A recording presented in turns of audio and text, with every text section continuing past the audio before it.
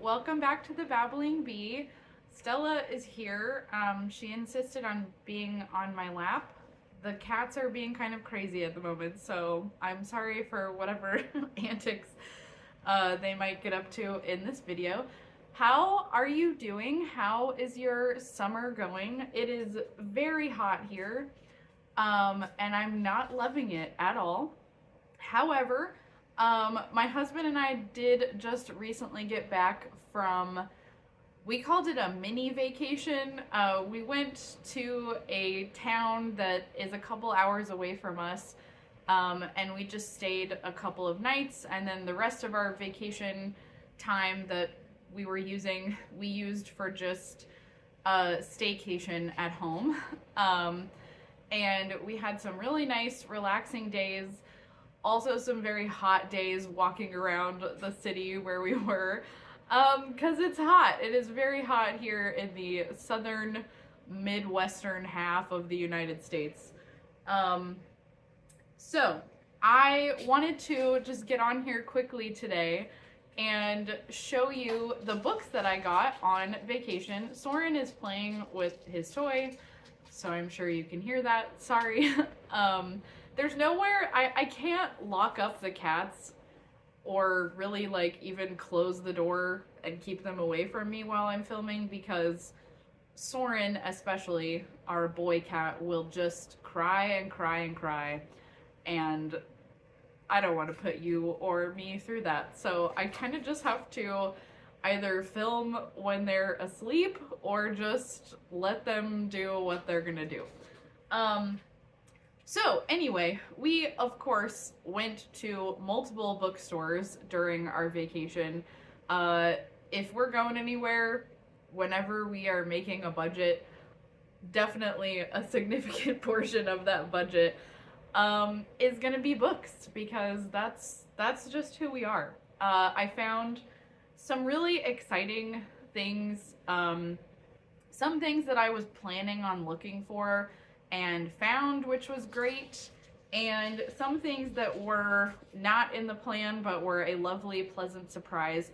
And I do want to also say that, like, I'm not gonna do a ton of book hauls on my channel. Like, my husband and I purchase books here and there throughout the year, but I just don't haul everything that I buy. Like, I'm not gonna keep track of all of the books that I buy and put them aside to make a video about them. So the reason I'm doing this today is just to kind of celebrate bookish shopping on vacation, and because I got a lot more books than I would normally ever get in one go. Like, normally it's one or two books at a time for me. So this is a fun exception, and I just wanted to show you what I found on our trip. So without further ado,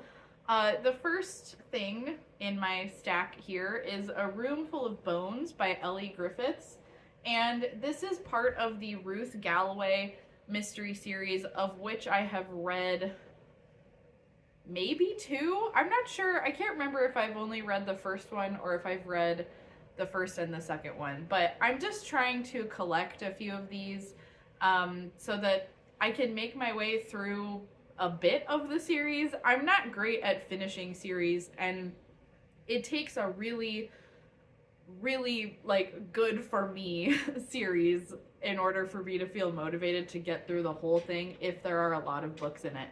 So this is one of those where, like, if I make it through, you know, 4 or 5 of these books, I will be fully satisfied with that. But Ruth Galloway is an archaeologist, and I think she's a professor of archaeology as well, and she ends up working with her local detective to solve murders, and I really enjoyed the first one. There are, she does, like, Ruth as a character discusses her weight and her body image a lot from what I can remember. So if that's an issue for you, maybe don't, you know, delve into this series, or just look up trigger warnings if that is an issue for you. I have heard a couple of people speak negatively about that, like they didn't enjoy that about this series. For me, it's not, at least so far, I haven't found it to be upsetting. Like, it's just part of her character and something that she thinks about / struggles with maybe a lot. I need to get farther into it before I fully decide about that, but I just wanted to put that out there in case that is a triggering or upsetting thing for you.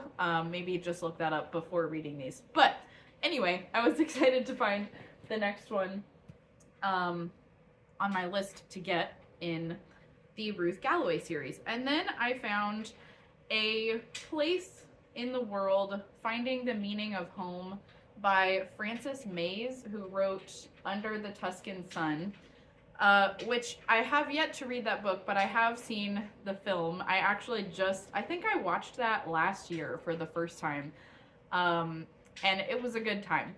I love reading about home. I love reading about people setting up their homes, decorating their homes, moving to a new home. Like, that is just a sub-genre for me. It's not even a genre. Like, it's just a niche subject matter for me that I just love. And anytime I find a book that is focused around home, like making your home into a sanctuary or a reflection of your soul,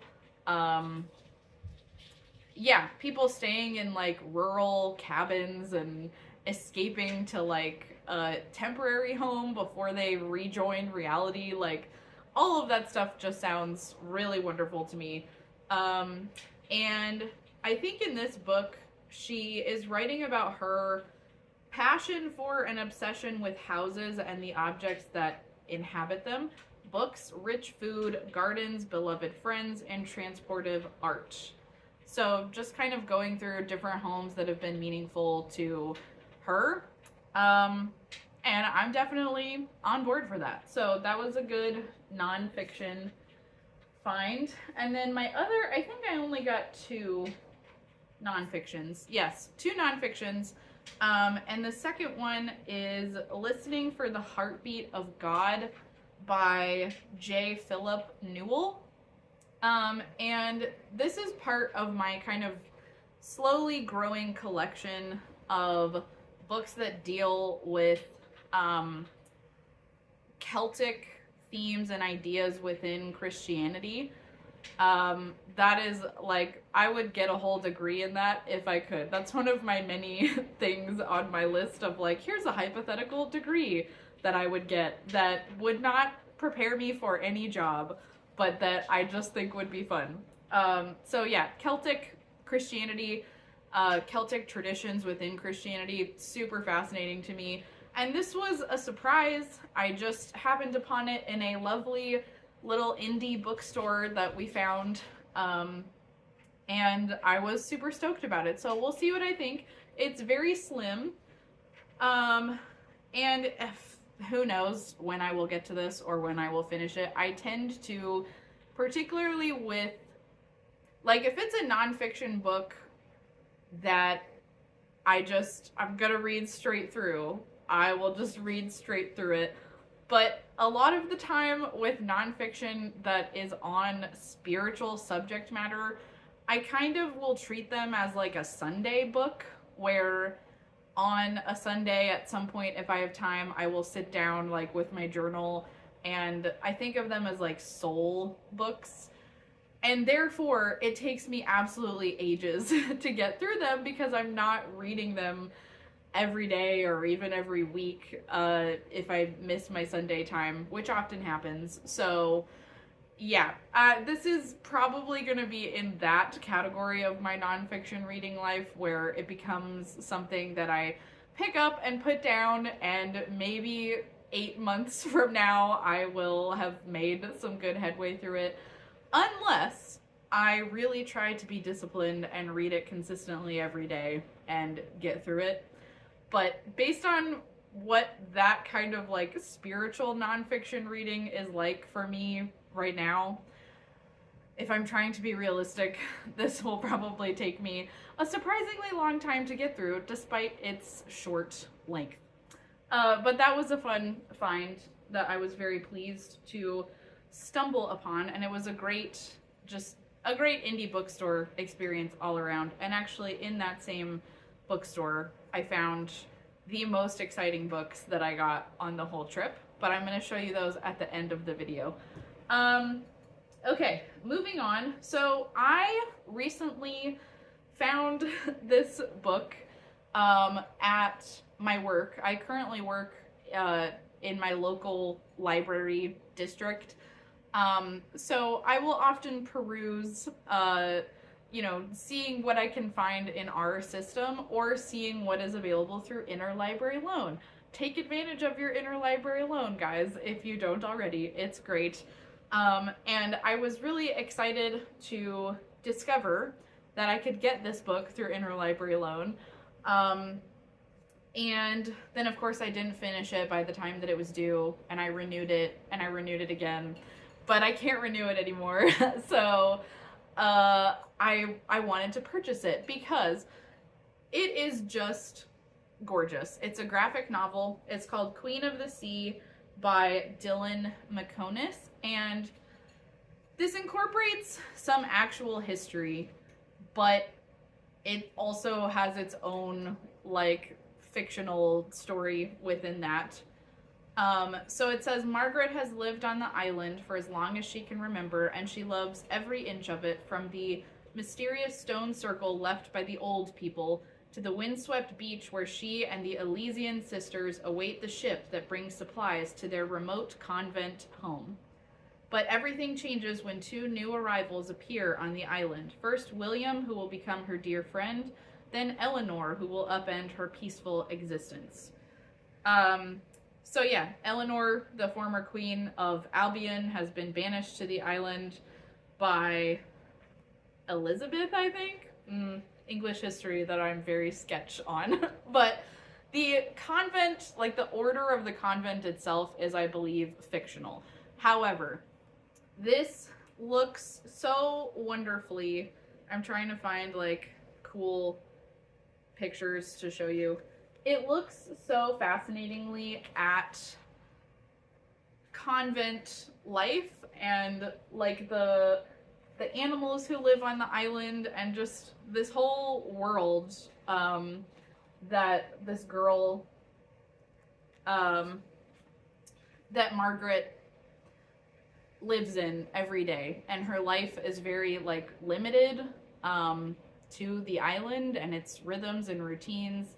The sisters are her only family because she was sent to the island as a baby, as an orphan. And so you're looking at like her daily life in the convent, which I love so much, but then that gets interrupted by the arrival of the banished queen. So there's definitely like political intrigue and stuff, like some drama going on, but I have been learning about the like how time works at the convent, and there's this wonderful page about all of the different hours of prayer. So there are just so many things that you could go off on side quests and research based on this book, like just getting inspired to go learn more about convent life. So if that is at all interesting to you, which it is to me, so far I would highly recommend this book. I haven't finished it yet, so I can't give it a full recommendation, but I'm really excited to own it now and just be able to take my time and savor it and not be stressed about returning it for its due date at interlibrary loan. So yeah, Queen of the Sea, was excited to find that one. And I was also very excited to find, I'm pretty sure these are the next two books in order in the Redwall series. I have I purchased the first Redwall book just this year on Independent Bookstore Day. I've never read Redwall, which is just silly. I certainly should have read it as a child, and I just never got to it. So I got Mossflower, and then I got Mariel of Redwall. And like I said, I think these are the next two in order, but I could be wrong. But in any case, I just want to collect these. I would love to get through this whole series someday. That would be swell. Will I do that? Most likely not. But again, if I can get through like 5 or 6 of them, I will be proud of myself, and I will feel that I at least delved adequately into the world of Redwall and the Abbey. I'm really looking forward to reading Redwall, I think towards the end of summer. I think my brother and I are gonna buddy read it together, which I'm also really looking forward to. So these are in great shape, and I got them used at yet another wonderful indie bookstore. So that was delightful. And then this was very much a treasure that I found. So this is Alchemy and Meggy Swan by Karen Cushman. And I just feel like I have so much catching up to do with Karen Cushman, because The Midwife's Apprentice was one of my like hyper fixation books in elementary school, and I just checked it out from the library at my school again and again and again. But there are so many other Karen Cushman books about like fascinating medieval life that I want to read, and this is on the list, and it is in pristine condition hardcover edition, and it's signed, so that's cool.